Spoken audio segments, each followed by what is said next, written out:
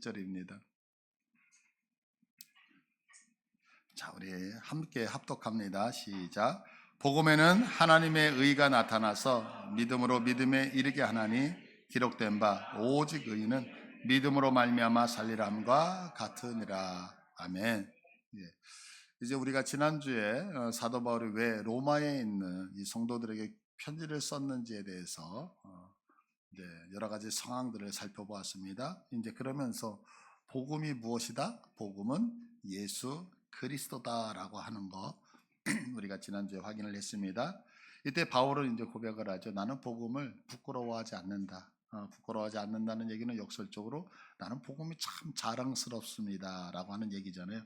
그러면 왜 복음이 그렇게 부끄럽지 않고 자랑스럽냐면 복음은 모든 믿는 자에게 구원을 주시는 하나님의 능력이다라고 선포를 하고 있죠. 그러면서 이제 오늘의 본문이 17절을 보면 복음에는 하나님의 의가 나타나서, 그래서 복음에 뭐가? 예수 그리스도 안에 하나님의 의가 나타났다, 이렇게 얘기를 하는 거예요. 그렇다면 이제 여기서 하나님의 의라고 할 때 이 의가 뭐냐라고 하는 거죠. 그래서 이 의를 이해하기 위해서는 우리가 한번 그 당시 사도 바울이 가지고 있었던 신에 대해서 어떤 관점으로 가지고 있는지에 대해서 우리가 한번 살펴봤으면 좋겠습니다. 그 유럽은 하나님을 믿는 사회였어요. 근데 이제 어느 날 이들에게 시간이 흘러가면서 한 가지 의문점이 생기는 거예요. 하나님이 진짜 계셔? 진짜 하나님이 계실까? 이런 사조가 생기기 시작을 해요. 근데 마침 그 당시에 이제 찰스 다윈이라고 하는 사람이 지금으로부터 이제 166년 전에 1859년 11월 24일에 종의 기원이라고 하는 책을 출간을 하게 되어지죠. 근데 이 책에 자연 선택에 의한 진화론이라고 하는 것이 제시가 되어져요. 그러니까 이제 하나님이 진짜 있을까? 있어, 없어, 막 논쟁이 되고 있는데 하나님이 없다는 쪽에 무게를 갖고 있었던 사람들이 이 진화론이 발표되어지니까 여기에 인간의 이제 이성을 가지고 합리성을 가지고 또 과학을 들이밀면서 하나님이 없다를 증명해 내려고 이제 노력을 하는 쪽으로 확 기울죠. 이제 그 결과가 어떻게 되면 이제 유럽 사회는 완전히 하나님이 없다라고 하는 무신론으로 바뀌어 버려요. 자, 그러면 하나님이 없다라고 하면 우리는 어떤 존재죠? 하나님이 창조하신 존재잖아요. 그죠? 창조해 주셨잖아요. 근데 하나님이 없어요. 하나님이 없으면 우리는 이 땅에 어떻게 태어난 거예요? 그냥 그냥. 그러니까 당연히 세속적으로 흘러갈 수밖에 없죠. 그래서 지금의 유럽의 사회는 정말 걷잡을 수 없을 정도로 모든 것이 다 세속화가 되어져 있는 그런 사회죠. 반면에 우리나라는 이제 서구 사회하고는 정반대의 사조였죠. 우리나라는 하나님이 있다라고 하는 그런 사상에서 출발한 게 아니라 하나님은 없다라고 하는 무신론에서 우리나라는 출발을 하게 되어지죠. 자, 그런데 이제 기독교 신앙이 한국 사회에 들어왔어요. 근데 한국 사회에 들어왔을 때에 기독교에서 가르쳤던 내용과 한국 사회의 저변에 깔려 있었던 유교 사상이 공통적인 게 많잖아요. 대표적인 게 부모님에게 잘해야 돼요, 못해야 돼요, 잘해야 된다. 이런 게 이제 떨어지게 되어진 거죠. 그러다 보니까 기독교를 받아들이게 되어져요. 거기다가 한국교회에 불었던 그 성령 하나님의 사역이 성령 운동이라고 하는 일명 그런 사역이 급격하게 있으면서 하나님은 없다고 생각했는데 저런 역사적인 기적적인 일들이 막 일어나는 걸 보니까 하나님은 진짜 있네 라고 하면서 무신론에서 유신론으로 바뀌게 되어졌던 거죠. 그러면서 한국교회는 엄청난 부흥을, 정말 기독교 역사가 그렇게 짧음에도 불구하고 엄청난 부흥을 경험을 하게 되어져요. 그러고 있다가 지금에 와서는 이제 서구에 조금 전에 유럽의 사회를 이야기했던 것들이 한국 사회에 들어오면서 이제는 우리도 그런 진화론을 바탕으로 해서 어떤 우리의 논리 합리성이라든가 아니면 과학적인 것을 가지고서 하나님이 없다라고 하는 쪽으로 다시 흘러가기 시작을 하죠. 그러면서 지금도 무신론 또한 세속주의가 지금 한국 사회를, 한국 교회를 무너뜨리고 있는 것으로 현재 많이 이제 나타나는 것을 우리가 볼 수 있어요. 또 반면에 일본이라고 하는 나라는 모든 것이 다 신이잖아요. 모든 거. 이제 다신론이란 말이에요. 그러다 보니까 기독교가 전파되어졌을 때 크게 부담이 없는 거예요. 왜? 수많은 신들이 있는데 그 중에 또 하나의 신 하나님. 그래, 신이 있어. 근데 이제 문제는 뭐냐? 그 많은 신들 중에서 그러면 가장 높은 신은 누구냐라고 이야기를 했을 때 일본 사람들은 오늘도 여전히 아마테라스 오미카미라고 하는 태양의 여신을 섬기죠. 그래서 그 천황이 태양의 여신의 후예라고 얘기를 해서 우리 흔히 얘기하는 일장기, 우길기, 그래서 태양을 상징을 하잖아요. 그러니까 이제 그들은 태양신이 오늘도 제일 높은 신 중에 하나거든요. 그래서 이제 신사에 모시게 되어지죠. 그러니까 일본에서는 하나님이 계시냐 안 계시냐, 하나님이 있어, 다 믿는 거예요. 근데 문제는 뭐냐면 하나님이 그러면 어떤 분이시냐 할 때 하나님이 가장 높은 신이 아니라는 게 문제죠. 이게 이제 완전히 우리하고 다른 거죠. 그러면 이제 또 반면에 유대인들은 어떤 신관을 가지고 있느냐면 그들에게서 하나님은 믿는 분일까요? 그냥 계시는 분일까요? 그들은 그냥 계시는 거죠. 그러니까 하나님은 어떤 분이야? 하나님은 천지 창조하신 분. 그럼 우리는 누구야? 그 하나님이 우리의 조상 아브라함을 불러서 우리 민족이 하나님 앞에 특별히 선택받았다. 이렇게 믿는다고요. 그러니까 그들에게 있어서 너 하나님 믿어 안 믿어? 라고 하는 질문은 질문 대상이 안 되는 거죠. 왜? 그들은 당연히 하나님의 백성이고 하나님은 계시고, 그러니까 그들은 어떻게 생각하냐면 우리 예수 믿는 사람들, 유대교를 믿지만 우리 예수 믿는 사람을 보면 그래도 너희들은 좀 양반이야. 그런데 불교, 쟤네는 인간이 아니네, 이렇게 취급을 하죠. 왜 그래요? 하나님이 계신다를 믿는다 안 믿는다의 개념이 아니라 하나님은 그냥 계시는 거예요. 그들의 삶 속에는. 그러니까 이거 완전히 달리죠. 그러면 이렇게 삶 가운데 저변에 하나님과의 관계성이라는 게 이제 깔려져 있는 그들의 사상을 한번 보면 이런 유대인들은 우리들의 신앙생활과 동일한 신앙생활을 할까요? 조금 다른 신앙생활을 할까요? 당연히 다른 신앙을 할 수밖에 없죠. 왜냐하면 우리들의 출발은 하나님이 있어 없어. 하나님이 있어. 그럼 그 하나님은 어떤 분이야? 하나님은 이런 분 이런 분 이렇게 배워나가지만 그들은 하나님이 있어 없어라는 질문 자체가 용납되지 않잖아요. 그들은. 그죠? 그러니까 우리하고 생각하는 구조가 다 틀린 거죠. 그러니까 하나님을 믿는다가 아니라 삶 자체가 그들은 하나님과 연관되어져 있단 말이에요. 그러다 보니까 당연히 유대인들은 하나님과의 바른 관계가 무엇이냐에 관심과 초점을 맞출 수밖에 없는 거죠. 그러니까 우리들의 신앙은 너 예수 믿어 안 믿어 이렇게 믿는 거에 초점이 맞추어진다면 그들은 그냥 믿는 거는 기본이니까 어때요? 내가 하나님과 어떤 관계를 갖고 있느냐에 초점이 맞춰질 수밖에 없는 거예요. 그러다 보니까 이들은 아주 자연스럽게 신명기 6장 25절을 누구나 다 기억을 한다고요. 왜 기억을 하냐면 보세요. 우리가 그 명령하신 대로 하나님의 명령이죠. 명령하신 대로 이 모든 명령을 우리 하나님 여호와 앞에서 삼가 지키면 그것이 곧 우리의 의로움이니라 할지니라. 그러니까 하나님이 명령하신 율법이 있어요. 그런데 그것을 지키면 어때요? 그것이 우리의 의로움. 그러니까 이들을 저변에는 하나님과의 관계성이 있으니까 내가 하나님과 바른 관계를 맺으려면 어떻게 해야 되지?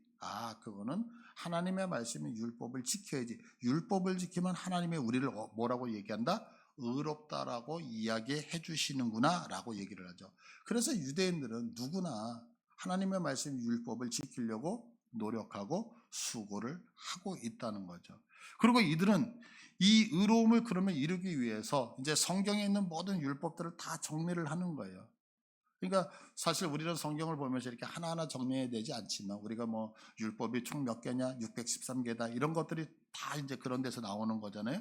그런데 이 율법을 가지고서 이들은 율법을 지켜야 되니까 어떻게 하면 어떻게 이 율법을 적용하면서 지켜야 되지라고 하면서 세세하게 하나하나 추석을 다 달게 되어져 있죠. 이 추석단 것을 우리가 잘 알고 있는 탈무드라고 하는 거예요. 그래서 이제 예를 들어서 이런 것들이죠. 신명기 15장 7절과 8절을 한번 볼까요?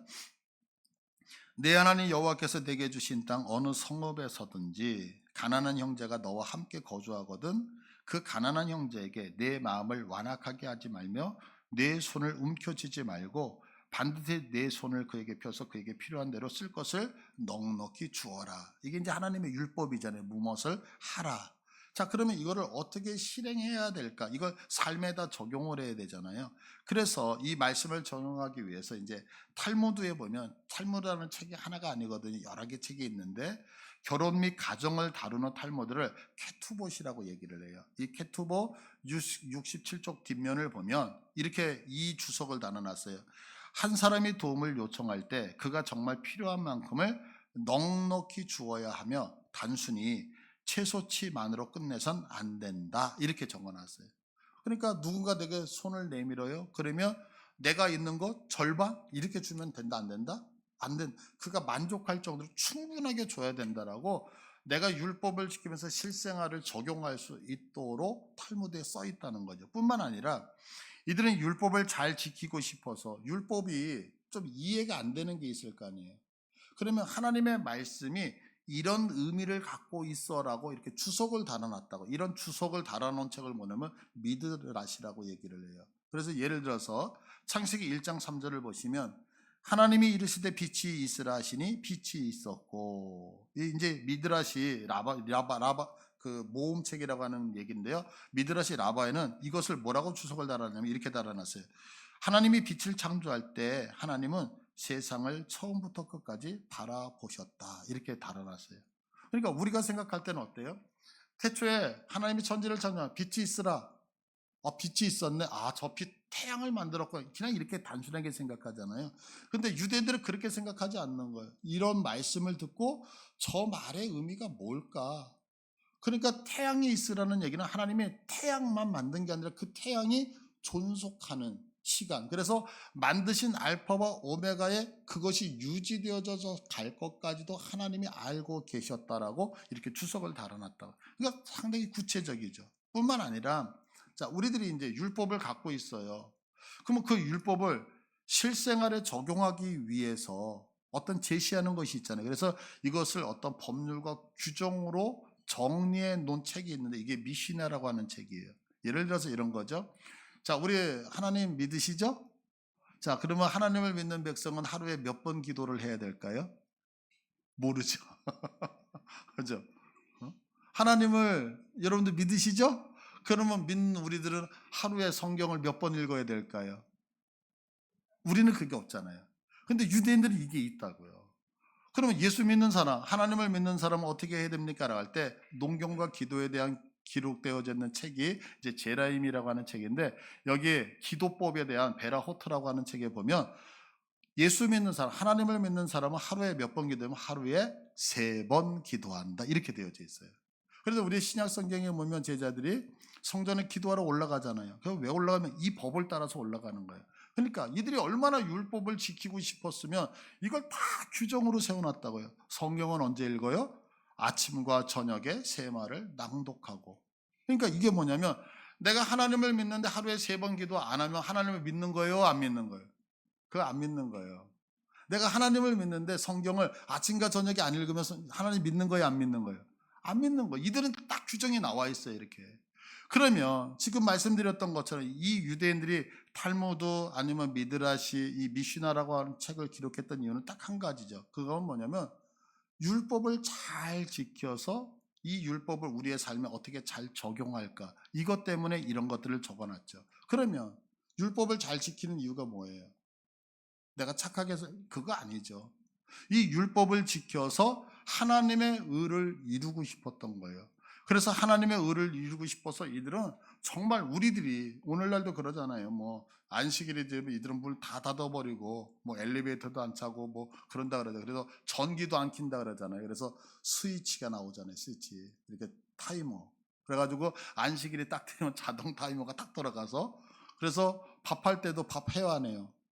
안 하죠. 타이머가 돌아가잖아요. 왜? 하나님의 말씀대로 살고 싶어서 이 노력하는 거예요. 자, 그러면 이들이 그토록 율법을 통해서 이루려고 했던 이 하나님의 의가 무엇이냐라고 하는 거예요. 이제 우리는 이제 우리들의 세계관, 우리들의 아까 말씀드렸던 그 신관을 가지고서 성경을 보게 되어지죠. 그러다 보니까 의 딱 그러면 의로움이라고 생각을 해요. 그래서 뭔가가 악하다, 선하다. 그래서 우리들은 어떻게 이야기를 많이 하냐면, 자, 예수 믿는 사람이 착해야지. 그래서 우리들의 신과는 어디로 가냐면, 예수 믿는 사람은 착하고 예수 안 믿는 사람은 나쁜 죄인. 그래서 자, 우리가 모두가 죄인입니다라고 하면 우리는 발끈해 버리잖아요. 내가 뭔 죄를 그렇게 많이 졌는데. 왜냐면 이제 민족성에서 우리 정서 안에서 나오는 그것 때문에 그러는 거거든요. 근데 성경에서 의라고 하는 것은 악하다, 선하다를 얘기를 하는 게 아니거든요. 그러면 성경에서 말하고 있는 이건 뭐냐면 내 성품이 착할 때, 선할 때의 의다 이게 아니라 유대인들이 지금 말하고 있는 이 의는 뭐냐면 하나님과 완전한 언약적 관계를 이루고 있느냐 이거를 의라고 하는 거예요. 다시 한번요. 하나님과 완전한 언약적 관계를 이루고 있느냐. 자, 그러면 우리가 너무 잘 알고 있는 이제 창세기 6장 9절을 한번 볼게요. 6장 9절에 보시면 이것이 노아의 족본이라 노아는 의인이요 이렇게 말씀하고 있어요. 그러면 우리가 생각할 때 노아의 홍수 사건 그래서 다 멸망당하잖아요. 그러니까 노아는 의인이다. 그러니까 노아는 착한 사람이었구나 이렇게 금방 생각할 수 있죠. 근데 아니다라는 거죠. 조금 전에 뭐라 그랬어요? 의라고 하는 것은 하나님과의 온전한 언약적 관계를 얘기해요. 그러면 여기서 의인이라고 하는 얘기는 노아는 죄를 안 지었다. 노아는 착했다. 이런 말이 아니라 노아는 누구다? 노아는 하나님과 완전한 관계 안에 들어와 있는 사람이다. 이런 얘기예요. 그러니까 노아는 착하지 않아요. 우리하고 똑같아요. 여러분들 제가 착하다고 생각하세요? 천만의 말씀 그렇게 보지 마세요. 그런데 우리는 세상 사람들보다 착하다의 개념이 아니라 우리는 하나님과의 온전한 언약 관계 안으로 들어왔다는 거예요. 그래서 성경은 뭐냐면 그 언약 관계에 들어와 있는 노아는 하나님과 동행하였더라 이렇게 말씀하고 있는 거예요. 뿐만 아니라 이제 창세기 18장 23절을 보시면 아브라함이 가까이 나가 이르되 주께서 의인을 악인과 함께 멸하려 하시나이까. 이게 이제 소돔과 고모라가 멸망당할 때에 하나님께서 내가 저 소돔과 고모라를 멸망시킬 거다 그러면서 아브라함에게 이야기를 하잖아요. 그러니까 아브라함이 중보기도 하는 거예요. 하나님, 저곳에 의인이 50명 있다면 저곳에 45명, 40명 그래서 점점 10명까지 내려가요. 그때에 아브라함이 의인이라는 단어를 쓰거든요. 그러면 여기서 보세요. 의인을 악인과 함께 멸하려 합니까? 그러면 착한 사람을 나쁜 사람하고 함께 멸하려 합니까? 이 뜻이 아니라고요. 그럼 아브라함이 갖고 있는 사상은 뭐냐면 악인이라고 하는 개념은 죄를 지었다의 개념이 아니에요. 악인은 하나님과의 언약 관계가 없는 사람을 악인이라고 성경은 얘기하는 거예요. 자, 그러면 의인은 뭐예요? 하나님과의 언약 관계를 갖고 있는 사람이에요. 그러니까 성경이 뭐라 하면 하나님, 저곳에 하나님과 관계를 갖고 있는 하나님과 언약을 갖고 있는 사람이 있는데 하나님과 언약을 맺지 않은 사람들과 함께 그들까지도 죽이시려 합니까? 이 얘기거든요. 그러니까 여기서 성경을 보면 우리가 한 가지를 알 수 있죠. 성경에서는 의라고 하는 단어를 사용할 때 선하다, 착하다, 깨끗하다 이렇게 성품적인 얘기를 하는 게 아니라 관계적 얘기를 하고 있단 말이에요. 그러니까 우리가 이 부분을 분명히 알아야 돼요. 그래서 오늘 본문이었던 로마서 1장 17절에 복음에는 하나님의 의가 나타났다 이렇게 얘기를 하잖아요. 오늘 본문 좀 띄워주시겠어요? 예, 복음에는 하나님의 의가 나타났어. 그러면 복음에는 하나님의 의가 나타났다는 얘기가 뭐냐면 복음에는 하나님과의 완전한 개혁적 관계가 나타났다 이 얘기예요. 자, 그러면 복음이 우리는 뭔지 지난주에 배웠었잖아요. 그럼 복음이 뭐였어요?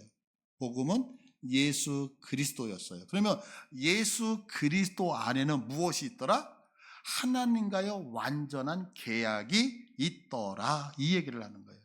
그러니까 하나님과 완전한 계약을 가지고 있는 사람은 의인이거든요. 그러면 의인은 하나님과 계약을 갖고 있으니까 성경을 보세요. 의인은 믿음으로 믿음에 이르게 하리니 오직 의인은 믿음으로 말미암아 살리라. 이 얘기는 뭐냐면 의인은 믿습니다. 이걸 가지고 사는 게 아니라 의인이 뭐예요? 하나님과의 계약을 갖고 있는 완전한 계약을 갖고 있는 사람이 의인인데 이 의인은 무엇으로 살아요? 하나님이 이 언약의 관계대로 이루실 걸 바라보면서 살더라 이 얘기를 하는 거예요. 그러니까 믿음이라고 하는 것은 믿는 게 아니에요. 제가 수없이 여러분들한테 말씀을 드리지만 우리들이 자꾸 오해하는 것이 뭐냐면 정의가 조금 실수를 하는 거예요. 정의가 믿는 거는 믿는 게 아니에요. 믿음이라고 하는 것은 믿는 게 아니에요. 신앙에서 얘기하는 믿음이라고 하는 것은 믿는 게 아니에요. 자, 이 부분 조금 더 설명을 드릴게요. 보세요. 자, 제가 하나님을 너무너무 사랑해요. 근데 그 대상을 하나님에서 여러분으로 제가 바꿀게요. 여러분들과 저하고 관계를 갖고 있는데 제가 여러분 너무너무 사랑해요. 그래서 제가 여기서 강단에 기도하는 거, 주님, 우리 양해문교회 이분들이 저를 너무너무 사랑하니까 오늘 그 복날이니까 삼계탕을 10그릇을 주실 줄 믿습니다 하고 통성으로 기도한다 그래서 10그릇이 나오냐고요. 나올까요, 안 나올까요? 나올 수도 있지만 안 나올 확률이 많죠. 그러니까 이게 무슨 얘기냐면, 우리가 하나님을 믿습니다 할 때 믿음이 하나님을 믿는 확신으로 생각하면 주님이 내게 주실 줄 믿습니다. 그런데 주님이 주셔요, 안 주셔요? 안 주신다고요. 그래서 믿음은 믿는 게 아니에요.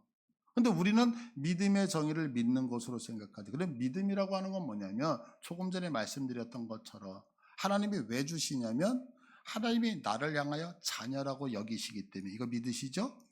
그러니까 자녀는 뭐냐면, 나는 아빠야, 너는 내 자녀야. 그러면 아빠와 자녀라고 하는 그 말 속에는 무엇이 포함되지만, 내가 아빠라고 하면 나는 네 인생을 책임져 줘야 되는 사람이야 라는 보이지 않는 계약이 있는 거예요. 그래서 내가 그 하나님을 향하여, 하나님이 내 아버지죠. 그 얘기는 뭐냐면 하나님이 나와 계약관계에 있기 때문에 이루신다가 포함이 되어져 있는 거예요. 그러니까 믿습니다라는 믿음이라고 하는 확신 때문에 주어진 게 아니라 무엇 때문에 이루어진다? 계약 때문에 이루어진다는 거예요. 그래서 의인은 하나님과 온전한 관계를 갖고 있는 사람이 의인인데, 그 의인은 무엇으로? 그 이루어지는 언약이 근거되어 그분을 쳐다봄으로 산다. 이것을 믿음으로 산다라고 표현을 하고 있는 거죠.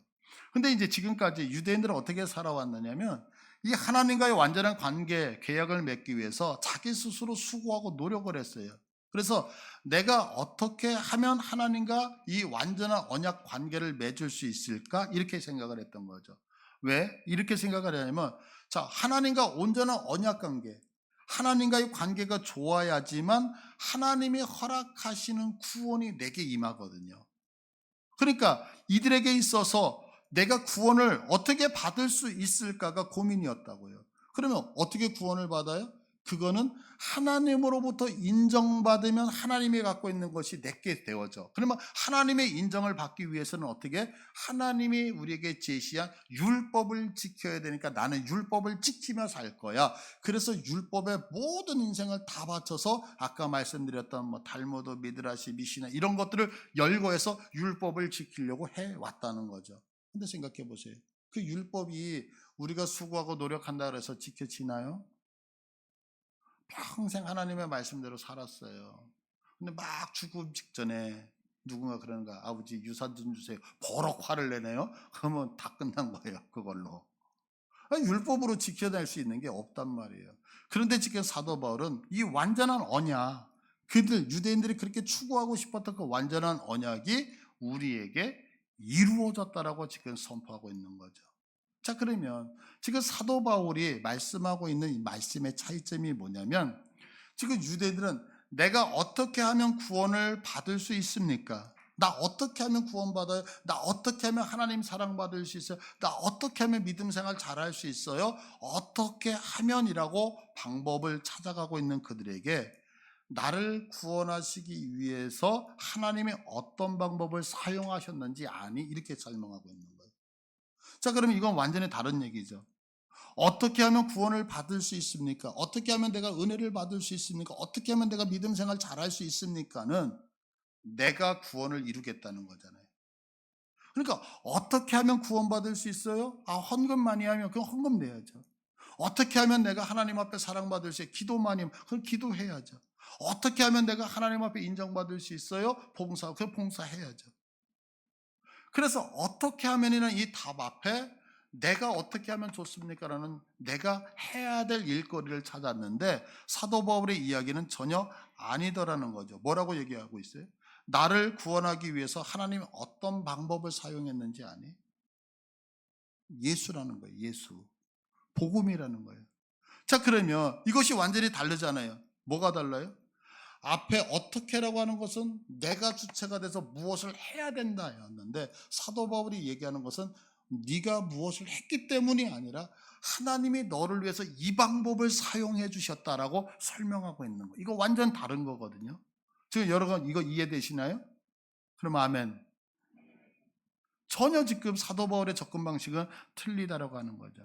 그래서 지금 사도 바울은 우리에게 주어진 그 복음, 하나님이 사용하셨던 그 예수 그리스도, 이것은 우리의 힘과 수고와 노력으로 나에게 주어진 것이 아니고 하나님의 일방적으로 주권에 의해서 주어졌기 때문에, 그래서 이것이 뭐다? 기쁜 소식이다, 이렇게 말씀하고 있는 거예요.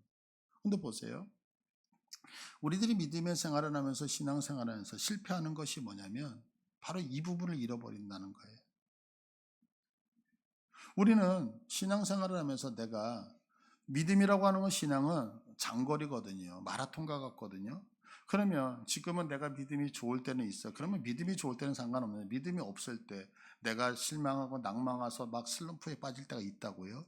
그런데 그때 우리들의 실패가 뭐냐면, 이 기쁜 소식, 지금 말씀드렸던 이 복음을 어디서 찾아내야 되는지를 모르는 거예요. 그러니까 이것을 어디서 찾으려고 하냐면 나에게서 찾으려고 하다 보니까 우리들의 신앙의 근간이 흔들리기 시작을 한단 말이에요. 무슨 말이냐면, 자 보세요. 지금 로마 사람들에게 이 편지를 쓰고 있어요. 그러면 로마 사람들이 지금 가지고 있었던 갈등이 뭐였어요?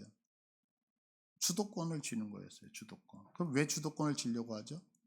내가 교회의 주도권을 쥐어야지만 내가 하나님 앞에 인정을 받는다고 생각을 하는 거예요. 내가 이 주도권에서 밀리면 내가 하나님을 섬기는 데서 뒤처진다고, 탈락되어진다고 생각을 하는 거죠. 그래서 결국에는 뭐냐면 교회 내에서 경쟁이라고 하는 것이 생기기 시작을 했다는 거예요. 근데 우리들이 신앙생활 할 때 보세요. 내가 지금 하나님 앞에 제대로 많은 시간을 들여서 기도를 해요. 그러면 우리들은 생각할 때 내가 하나님의 구원 안에 들어와 있고 하나님의 은혜를 누리고 있다고 생각하죠. 또한 내가 열심히 어떤 직책을 맡아서 내 시간을 들이고 봉사를 하고 헌신을 하며, 아, 나는 하나님 앞에 인정받는 사람이구나 라고 생각하는 경우가 너무너무 많은 거죠.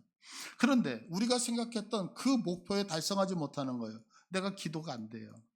내 인생을 보면 뭔가가 계속해서 어려움, 환란이 와요. 그런데 주님 앞에 뭔가를 해야 되는데 하지는 못하고 내가 그냥 예배를 준비해서 들어와야 되는데 그러지 못하고 막 끌려와서 들어온다는 식으로 예배를 드리게 되면 우리 안에 갖고 있는 것이 뭐냐면 내가 신앙생활을 하는 모든 근간이 다 무너지고 말더라는 거죠. 그럼 왜 무너지냐는 거예요.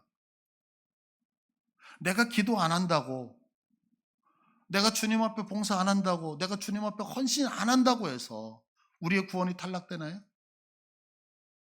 그러면 여전히 내가 열심히 기도하고 열심히 봉사하고 내가 하나님을 위해서 살아도 하나님의 자녀이고, 내가 무너지고 쓰러지고 자빠졌을 때도 여전히 하나님의 자녀인데 무엇이 나를 넘어뜨리느냐, 이렇게 얘기를 하고 있는 거예요.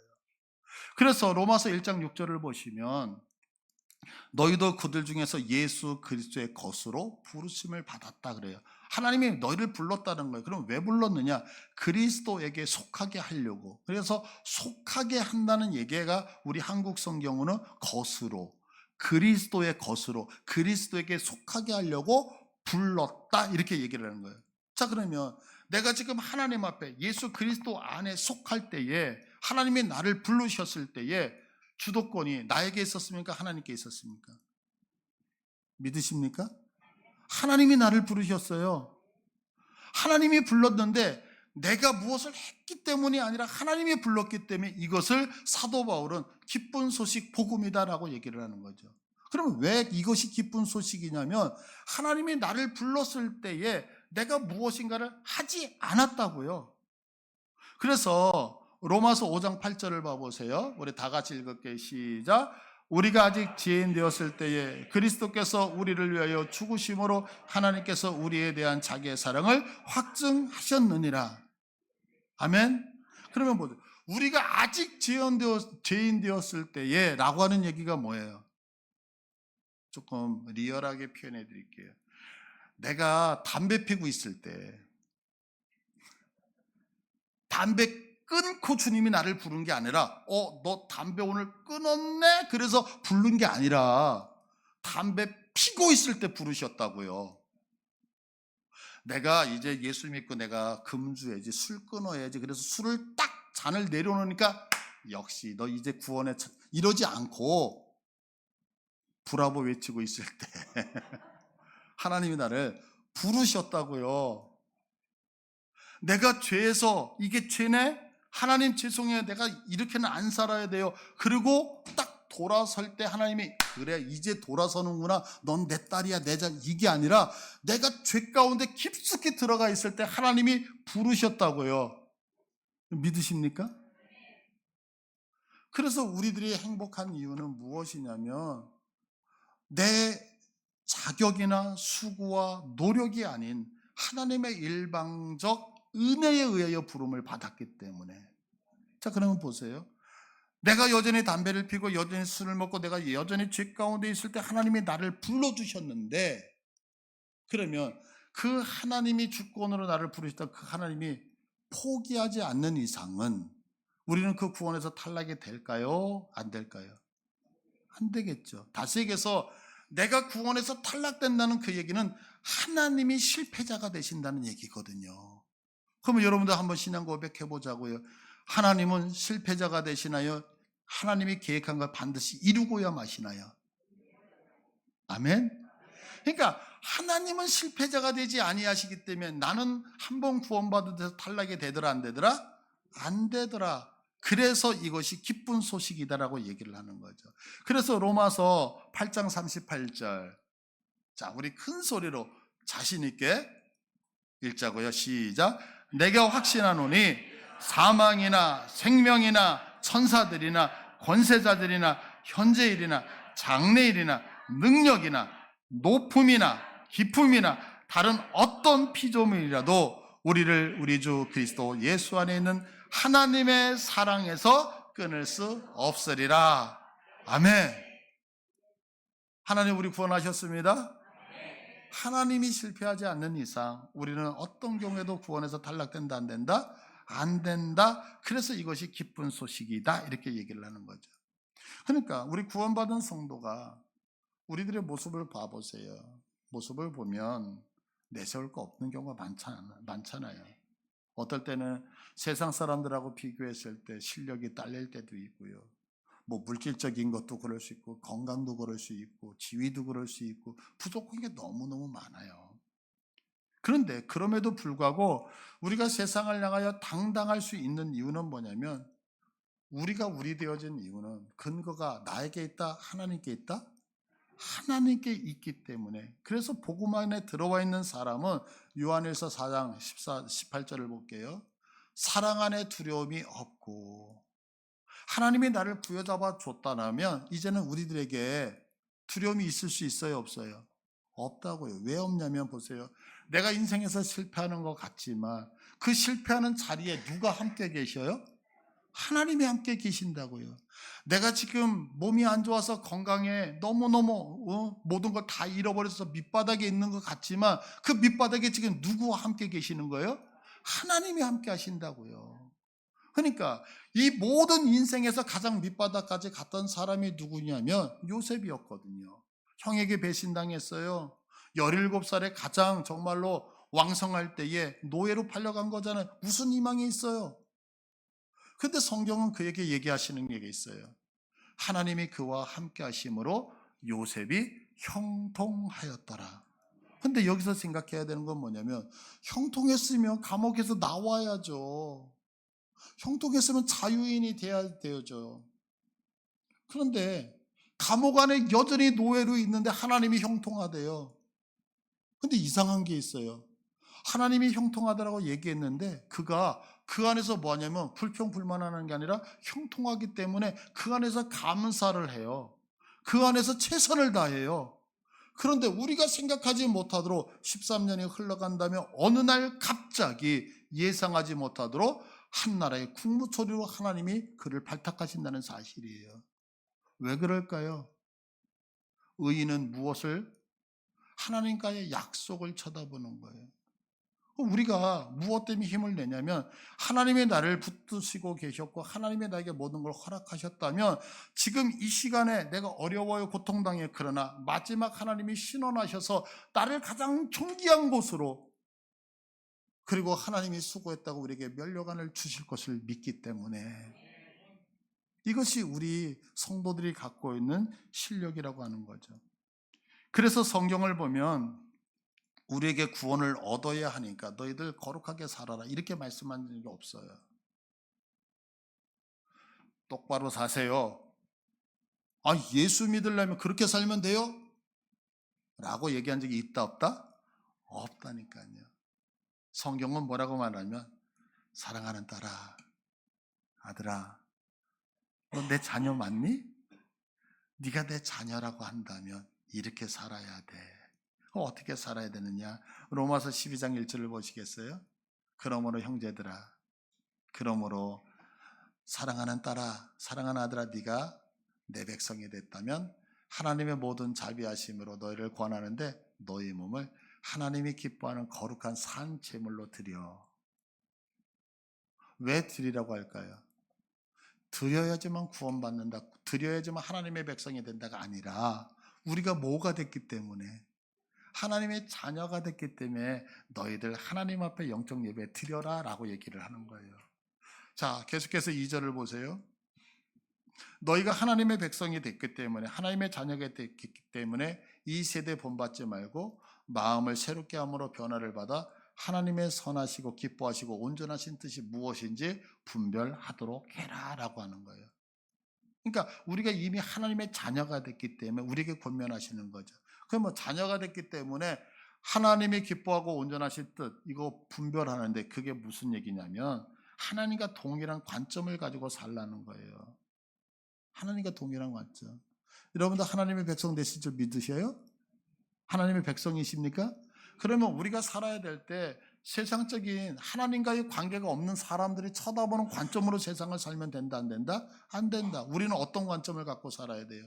하나님의 관점을 가지고 살아야 되는 거예요. 그러면 하나님의 관점이 뭐냐면 이거예요. 이 땅 곧 사라진단다. 이 땅 영원하지 않단다. 너희들의 상급은 이 땅에 있는 게 아니란다. 우리들의 모든 영광과 우리들에게 허락하신 상급은 어디에 있을까요? 하나님의 좌소인 천국에.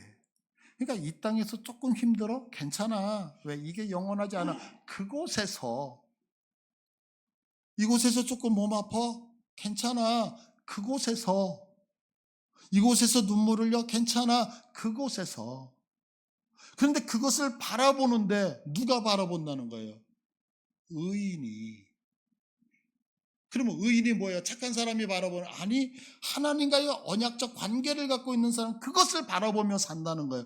그런데 그것을 바라볼 수 있도록 그 완성된 언약적 관계를 누가 갖고 오셨느냐?